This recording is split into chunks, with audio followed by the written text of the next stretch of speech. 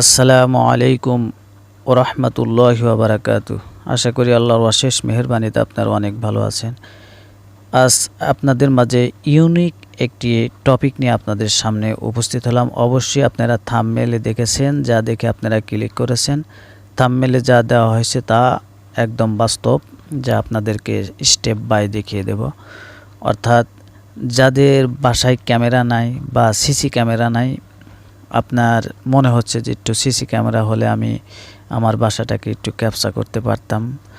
যদিও ইমোর মাধ্যমে ভিডিও কলে কিন্তু বাসার সব কিছু দেখা যায়, কিন্তু ইমোতে বা মেসেঞ্জারে একটা প্রবলেম হচ্ছে যে আমাদের দুইটা ফোনই অ্যাক্টিভ থাকতে হয়। যদি একটার স্ক্রিন আলো বন্ধ করে দিই তাহলে কিন্তু আর দেখা যায় না।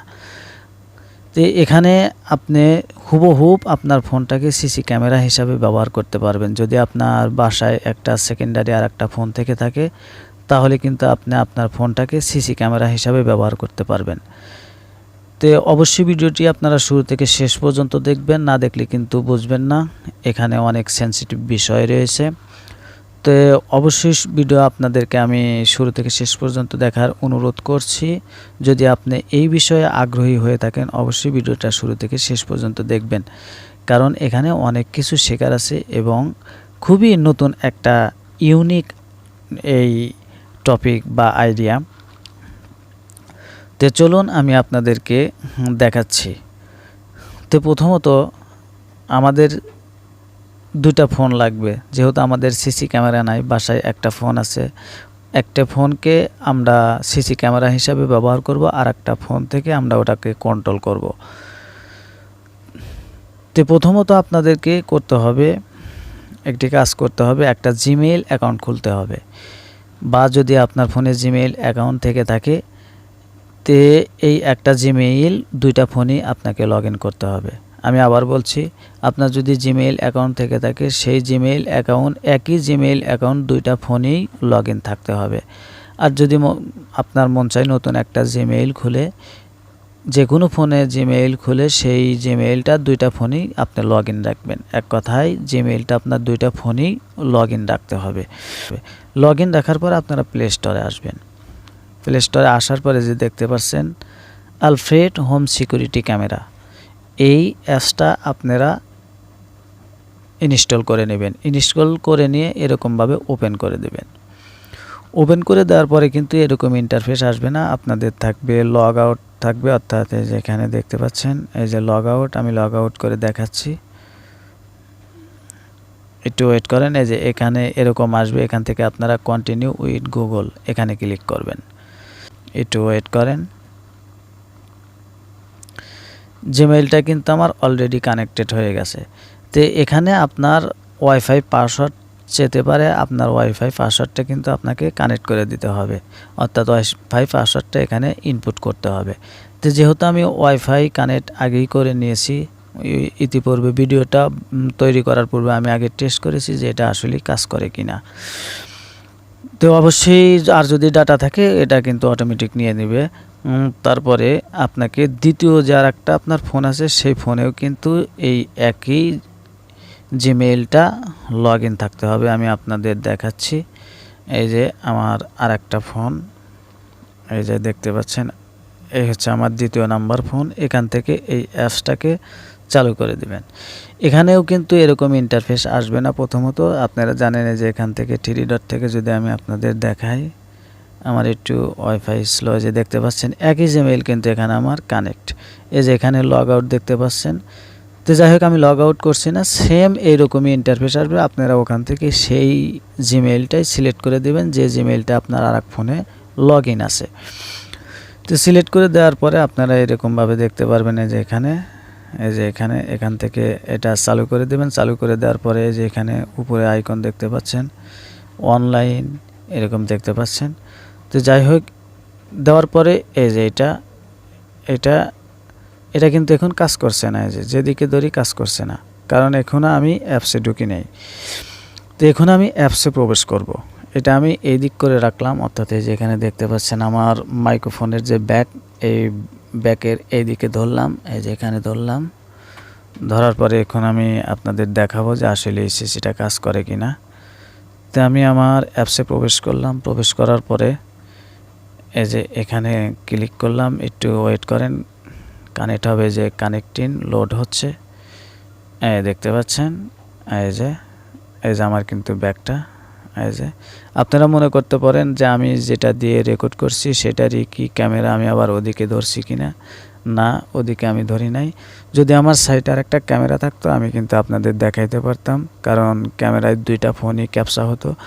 আর এখানে আমি যদি এখান থেকে কেটে দিয়ে আবার ক্যামেরাতে চলে যাই, দেখেন যদি ক্যামেরাতে চলে যাই, ক্যামেরাতে চলে গেলে কিন্তু দেখতে পারবেন যে আমি কিন্তু এখানে স্টিল নাও এখানে আছে, এই যে আমার ফোনটা, ওই যে ওখানে দেখা যাচ্ছে, ওই যে দেখতে পাচ্ছেন। এটা কিন্তু অ্যাপসের মাধ্যমে, আপনারা আবার মনে করেন না যে এটা আমি ক্যামেরা ওপেন করে রেখেছি। এখন আপনাদেরকে আমি দেখাই, এখানে আর একটা সুবিধা হচ্ছে, এখানে যদি আমি এই যে ফোনটাকে যে বন্ধ করে দিই, এই যে বন্ধ করে দিয়েছি, কিন্তু ফোনটাকে আমি কিন্তু এরকমভাবে বন্ধ করে দিয়েছি। বন্ধ করে দেওয়ার পরে যদি আমি অ্যাপসের ভিতরে প্রবেশ করি, অ্যাপসের ভিতরে যদি আমি প্রবেশ করি, এই যে অ্যাপসের ভিতরে যদি প্রবেশ করি, তারপরেও কিন্তু এটা ক্যাপচা হবে।